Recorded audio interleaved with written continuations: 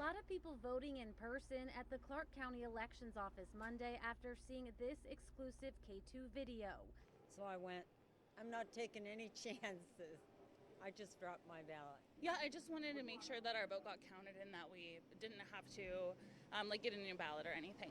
Firefighters salvaged what ballots they could after hundreds went up in flames. The Clark County auditor says the ballot box was brand new and it had a fire suppression device inside, but apparently it didn't work. The last time the ballots were picked up from the box was Saturday morning at 11 o'clock.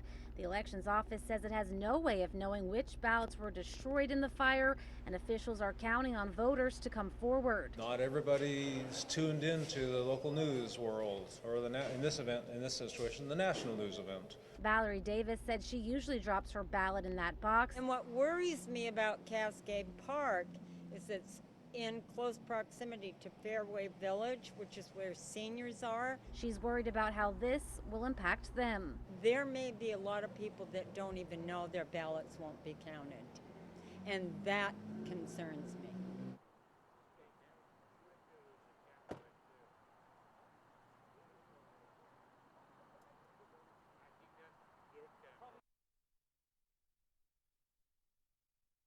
Reports of ballots being burned, campaign signs being vandalized, and people wielding weapons outside of voter hubs.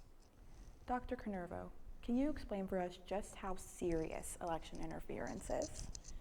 Well, the election interference is extremely disturbing to me, particularly to have mail containers set afire so as to destroy ballots. Yes. Places where voters have been apparently turned away from the polls for whatever reason. And so it seems to me that the biggest fear is that more of this will continue. And these are certainly ways of trying to stop people's votes from being counted. Fortunately, in I think both Washington and Oregon, where the mail-in ballot containers were set afire, those people have been tracked down and the voters warned that whether their ballots will be counted or not, and whether they have opportunities to re-vote. So I think those people are being taken care of adequately. My fear, though, is that this is just a beginning of what might happen as we continue to approach Election Day. I think most early voting stops at least a day or two before Election Day. Certainly that's the case in Tennessee, Yes. where this is the last day of early voting. But the fear that election returns will be affected because of either ballots being destroyed, people being intimidated one way or another, all of these things point to me to perhaps a conspiracy theory that this will be a way of trying to say that the ballots should not be certified, that, Oh, wow. that the election results are tainted, and that ultimately the election should be thrown into the House of Representatives for them to decide who the president is. Interesting. Obviously, I don't know if that's going to happen, but there have been little clues that have come out over the last few weeks, Yes. including Mr. Trump saying that he and Speaker Johnson have a secret. And so I wonder if somehow involving the House of Representatives isn't part of their secret. Gotcha. And the House, which is a slight Republican majority. Right. The House has a one state, each state would have one vote, and right now the state vote is a one state majority for the Republican Party. So it wouldn't matter then how the actual casting of ballots turned out. It would be up then to the House of Representatives. That's really concerning to hear. So You know, whoever is taking the time to intimidate voters in this way and destroy ballots, they're not just necessarily targeting the specific ballots that they're burning. This could be an excuse to, per se, take this election out of the hands of the voters and just take it directly to the House of Representatives. Right, that would be the ultimate problem that would occur from this. Of course, I hope we're a long way from that, and that these are just isolated events from some crazies who are trying to get noticed, perhaps, or win some sort of prize from the Proud Boys or someone for disrupting things. So, to be clear, this type of voter intimidation is unprecedented. Well, of course, we've had voter intimidation before, certainly back before the Civil Rights Act of '64 and '65, the Voting Rights Act of '65, in which African American voters and Hispanic voters and Native American voters were prevented from voting one way or another. But really, since '65, we've not had any serious problems. So this is certainly unprecedented for the last 30 or 40 or 50 years.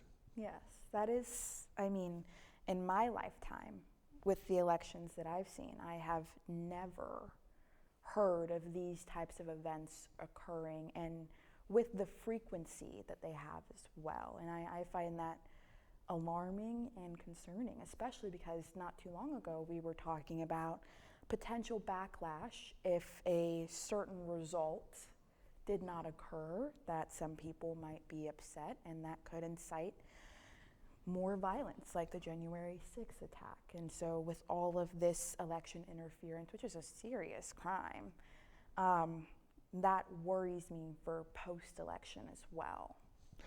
That's certainly a fear that I think is justified, that if the election does not come out a certain way, or particularly in certain states, that there could be some violent action being taken, whether it's a repetition of January 6th 4 years ago, or whether it's some other action. That remains to be seen, of course, but that's certainly the fear, that something like that could happen. 100%, and as of right now, it seems that our country is pretty divided towards this upcoming election between Harris and Trump. That's right. We seem to be certainly more divided at election time than I recall. And I've seen a few more elections than you have, but certainly the most that I can recall. And maybe, as some pundits say, maybe it's the most divided since the Civil War. I would agree. The polarization lately, it is concerning. Well, we'll be right back after this short break to talk about some of the recent presidential rallies.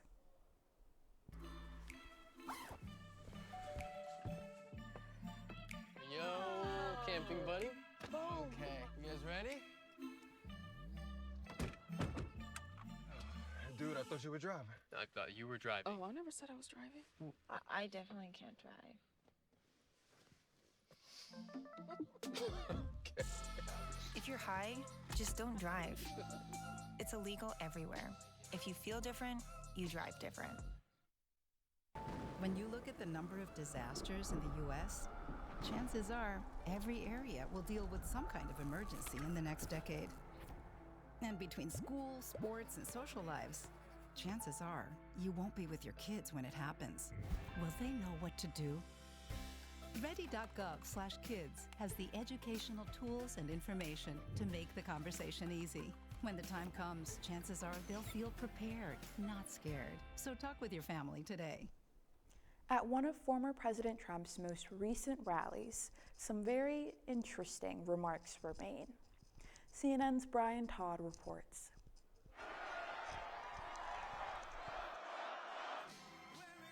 New warnings from some key female supporters of Donald Trump about an apparent political strategy to reach younger male voters.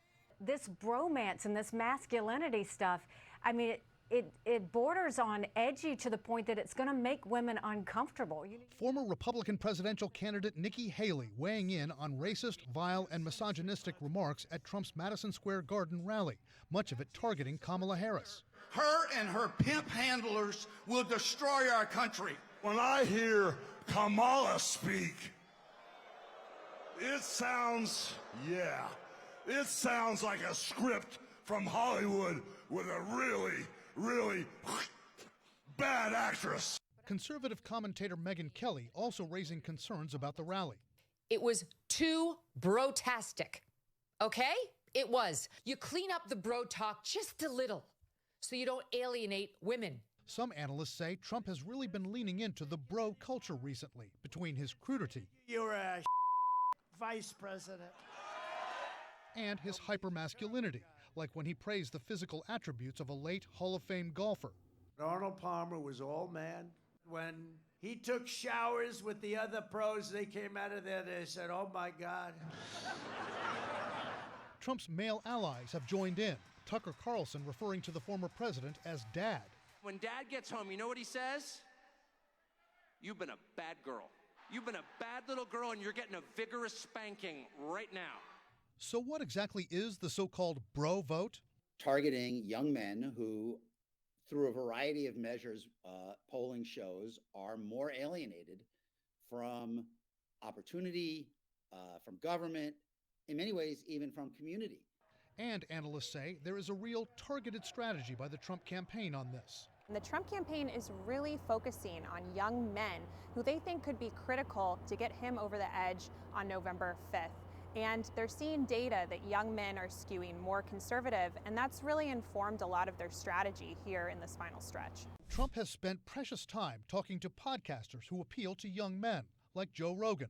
But it's a strategy that could backfire. We've already seen some criticisms that the Trump campaign's focus on the bro vote could alienate young women or female voters.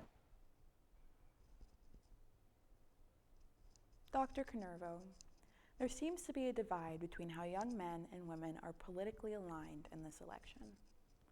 What could be causing this divide? Well, I think, of course, one of the issues behind that is the reproductive rights issue, with the Supreme Court declaring Roe versus Wade unconstitutional and abortion now being thrown back into the hands of state legislatures, and many state legislatures, such as Tennessee's, which have passed very harsh, very limiting rules on the ability to get abortions, in many cases not allowing them at all under any circumstances, then women certainly have felt that some of their rights have been taken away from them that they thought they had. And so certainly young women, I think, are very upset because of the limitations it places on their futures. Young men, I think, are a couple of reasons why they might be supporting Trump. One is that for them, of course, abortion is not an issue, particularly.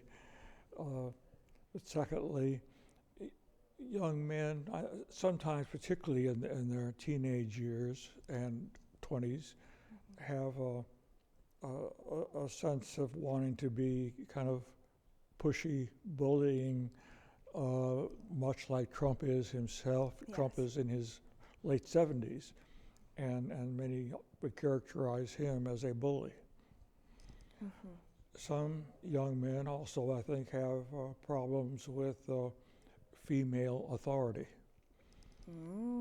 Interesting point. They think that men are the head of the household, that men are the ones who make decisions. I heard recently about a young woman, well, not a young woman any longer, but a woman 75 years of age who was just voting for the first time. And the reason she was voting is because her husband had never allowed her to vote. He died last year, And so now she is able to vote on her own. Oh, wow. And so it's that sort of mentality, unfortunately, which draws people in polar opposite directions. Gotcha. So, conservative Christian men, in a sense, when they're threatened by female authority, that could drive them more right. Because, you know, at Trump's rally, for example, there were some sexist remarks, in my opinion, made. Sure. And that's driving away female voters, for sure. Sure. But that could be pulling in those young men that are wanting to take on that role of, and this is a term that I've heard quite recently, alpha male, right? And that's something that's been trending. And that basically refers to a man who has, you know, a lot of power and control, specifically in relation to his female relationships. Right, that's right. And I think that's what is driving the split between the two sexes in who they're going to vote for president. And that's kind of sad in a way, that men are not more open to female leadership, to being comfortable with women in leadership positions, to acknowledging the talents that women have, and their ability to use those talents. So I think that's all part of what's unfortunately happening in our electorate this time. Definitely. I mean, I know we've been living in a male-dominated world for quite some time now, and I understand that, you know, women, when they came into the workforce, that could be seen as a threat to, you know, jobs that men are used to having, right? But in my opinion, the two can definitely coexist peacefully. There is room enough with our jobs and our presidential offices, for example, for women and men to lead and succeed. Sure. We think we pride ourselves on being a meritocracy, that people who have the ability, who have the merit of being bright, and talented, and being able to do lots of different things successfully ought to be the ones in those jobs. 100%, regardless of gender, religion, right? We, as Americans, we pride ourselves on being fair. And so that definitely plays a role, in my opinion. And I also don't think it's smart strategically for Trump to isolate the female voters in the way that these rallies and these remarks are doing. Yes, that's right. That could affect how people vote, and as we know, every vote counts. Right. So he's kind of shooting himself in the foot, in a sense, Yes. by trying to appeal to the young males. Right. Well, we'll be right back after this short break with more about the election.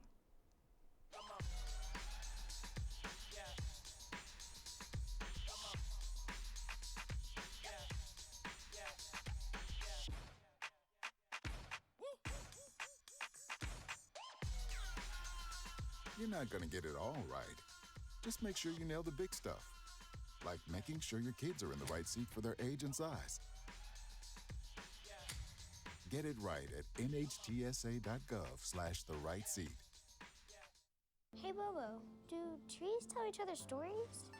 I'm sorry. I'm afraid I don't know that. Hey, why don't we go find out? Listen.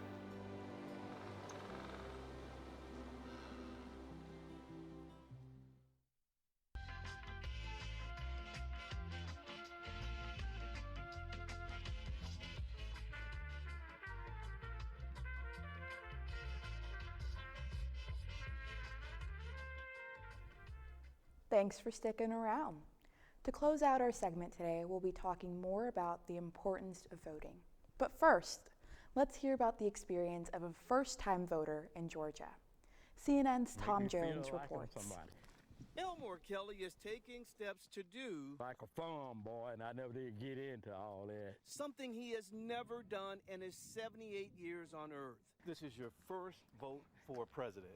Yes, For 76 years of his life, Kelly had never voted. never. He says he was too busy working on farms trying to provide for his family. Also, he couldn't read or write. Kelly says it wasn't that he thought voting wasn't important. I kind of thought it was important, but I just didn't have nobody that pushed me to do that. Then he would see Danya Sorter during their daily walks 8 years ago. She spent years trying to convince him to register to vote. About 8 years later, we finally got him registered. It took some time and some convincing. It took her running for Jonesboro mayor to get him to register. I'm eligible to vote in Georgia. This is a community activist helping him register. Kelly voted for Sorter and now is about to vote for president for the first time. Do you think this election is important? Yes, How important? very important. And with that, Kelly went inside and in less than 10 minutes came out with his prized sticker. He was proud he cast his vote for U.S. president. First time in my lifetime, 78 years old.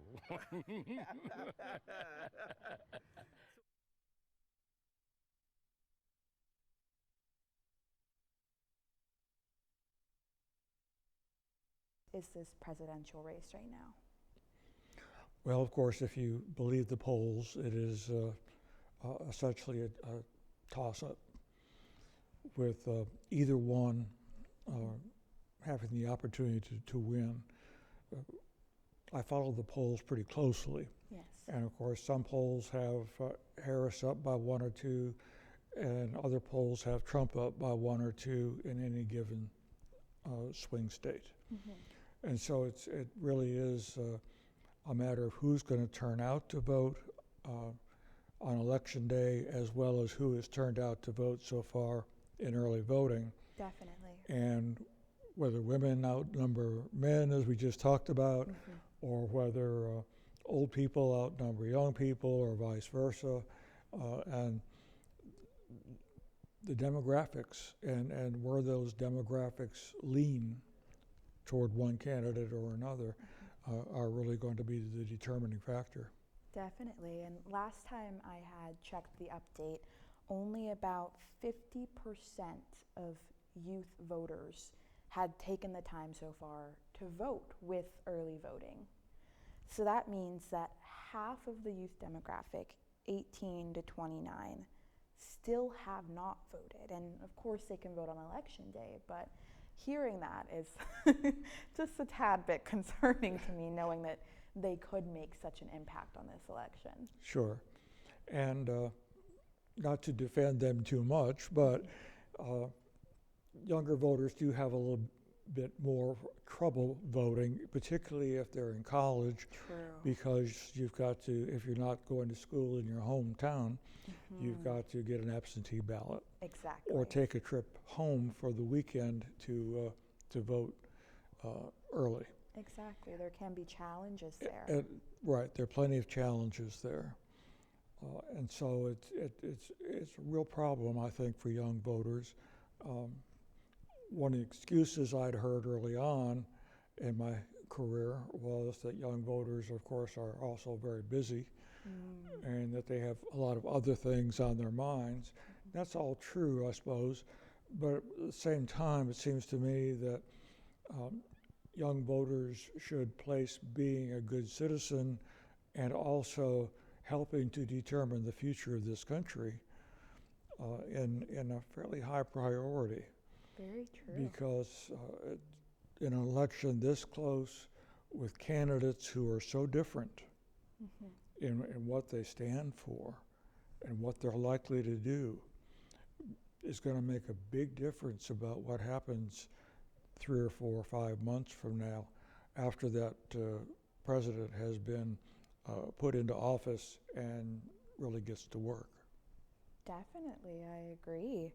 And I too, as a busy college student, I get it. It can be hard to prioritize that when you have exams and you have so many assignments piling up. And I get it, but in my opinion, voting is one of the most important things you can do. You know, I've heard from friends of mine even that, you know, politics can get so heated and controversial, they don't like to get involved.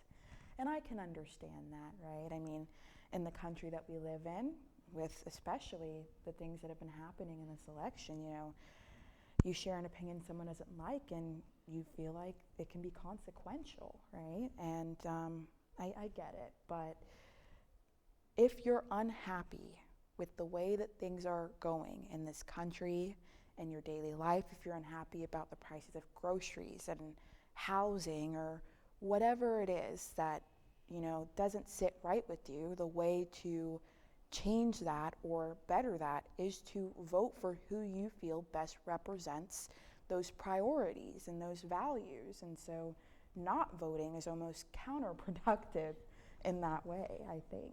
Well, it is certainly, democracy is a form of government based on getting involved. Mm-hmm. It's founded on allowing people to be involved. Exactly.